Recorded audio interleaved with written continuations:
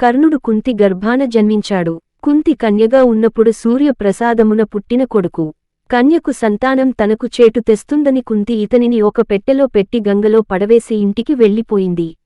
అది సూతవంశజుడు అతిరథుడు తన భార్య రాధకు ఆ పెట్టె దొరికింది. అందులో ఉన్న బాలకుని చూచి సంతానం లేని తమకు దేవుడు ప్రసాదించిన బిడ్డగా భావించి అతన్ని పెంచసాగారు.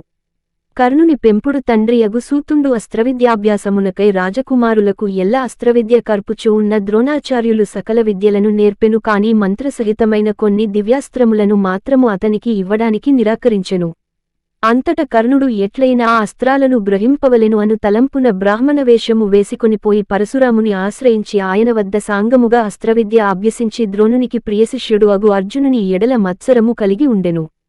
కనుక దుర్యోధనుడు ఈతనిని తనకు పరమాప్తునిగా చేసుకొని అంగదేశ రాజ్యాభిషిక్తునిగా చేసెను.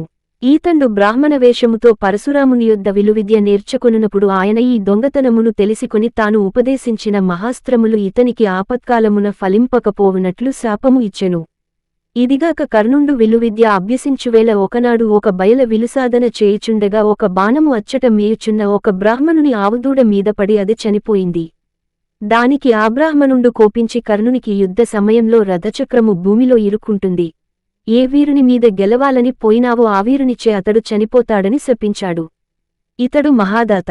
సూర్యప్రసాదము వలన పుట్టినప్పుడే తాను పడసి ఉండిన సహజ కవచ కుండలములను ఇంద్రుడు అర్జునుని మేలుకై బ్రాహ్మణవేషము తాల్చి వచ్చి తన్ను యాచించగా అది తెలిసి కూడా వెనుకడుగు వేయకుండా ఇచ్చివేసెను. కనుకనే అతిదానాద్దతః కర్ణ అని అంటారు. ఈ వీడియో మీకు నచ్చినట్లయితే వీడియోని లైక్ చేసి సబ్స్క్రైబ్ చేసి శ్రీరాముని కృపను పొందగలరు.